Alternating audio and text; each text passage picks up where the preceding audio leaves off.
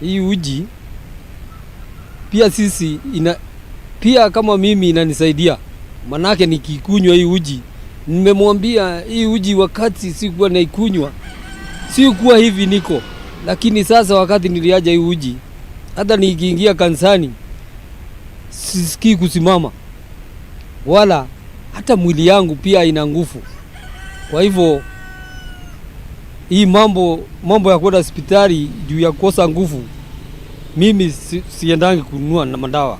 Kwa hivyo mimi nasikianga niko sawa. Sasa nikienda na mbele na mlima hii naambaa naenda spidi. Kwa hivyo ile spidi naye ikawa sio yangu. Spidi sasa imeongezwa na uji. Kwa hivyo hii uji niseme imetusaidia. Hii uji inapigwa na huyu mama anaitwa Mother. Majina naitwa Amon Kanjeri. Hii uji ninaipenda kwa sababu ni uji nzuri na ni uji natural, kwa sababu inatengenezwa na vyakula za shamba kama mandizi, kama marenge, kama mihogo, hizo vitu za shamba. So hii uji iko sawa. Kama venye nimekuja hapa nimekunywa, anauza na kitu na hii karabash kaihori, hiyo ndio inatumika hapa. So kama saizi nimekunywa 3 saa hii. Hii uji iko sawa kwa sababu kwa watu wenye wanaitumia ama customer wenye huwa wanakuja hapa, unasikia wanasema ati inafanya wanaume wakuwe na nguvu. So hii uji ninaona ikiwa sawa juu inafanya hata boma zetu watu wakuwe pamoja. Naitwa Raba Ndungu. Mimi napenda hii uji sana. Kwa vile inapigwa mzuri, inapigwa hata pahali pa kupikia ni pahali mzuri. Sisi watu wa zamani tulikuwa tunatumia chakula ile utamunu, na ndio sisi tulikuwa tunakula vitu ya zamani, na wakati huo hakukuwa maugonjwa, asipokuwa siko hizi ndio ugonjwa naingia, sababu watu wa leo, watu wa siku hizi hawakuli vitu kama sisi. Hii kazi ya unga na kuuza uji ni mzuri. Kila siku tunapikanga mitungi 5, na kukiwa siku ya masisi ikipana na huku juu tunarudi kwa jiko mara 2. Sana sana tunausanga thamos 30 pande juu na kuanga kwa barabara, gari zinasimamanga zinakunywa uji, wengine wanabebanga tikawe. Tunauza uji mpaka inaenda Uganda.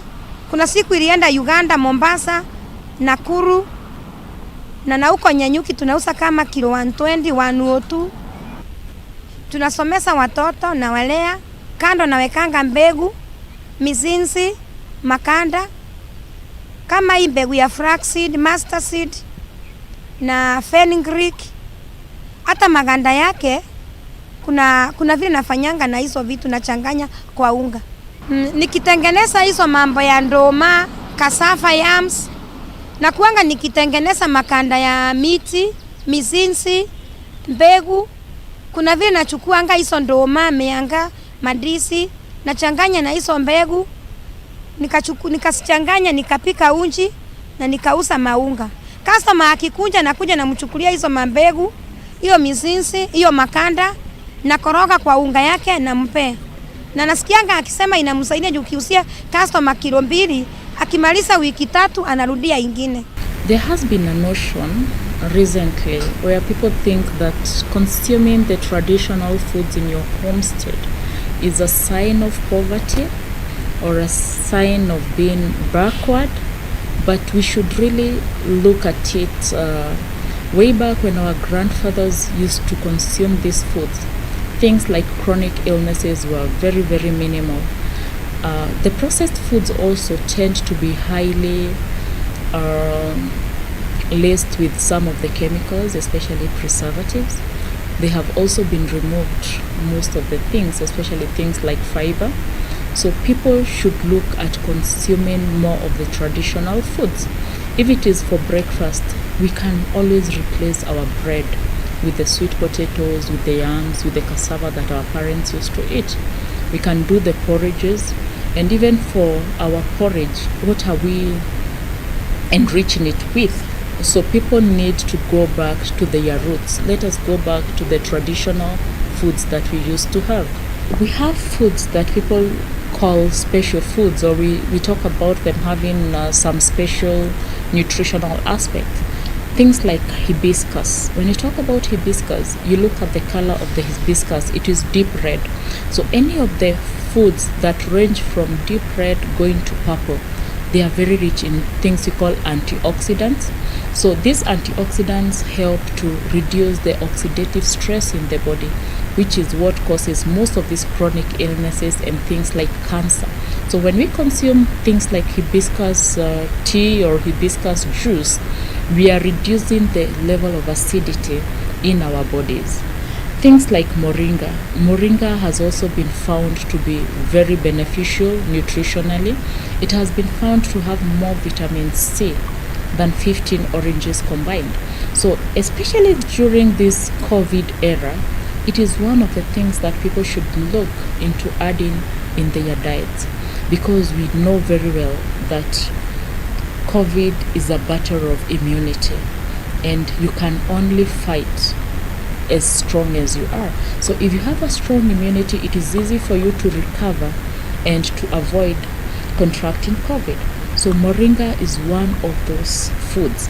Way back into the age of our grandfathers, when we look at the life expectancy today in our country and the life expectancy that was there during those days, clearly there is something that needs to be done. Those days we found that most of these people lived into their 100th and over 100 years. And even right now, we have people who are as old as 100 years. But our current generation, we are dying at a very early age. A lot of people are dying from diabetes, high blood pressure, and they are not reaching the ripe age that our grandfathers used to reach.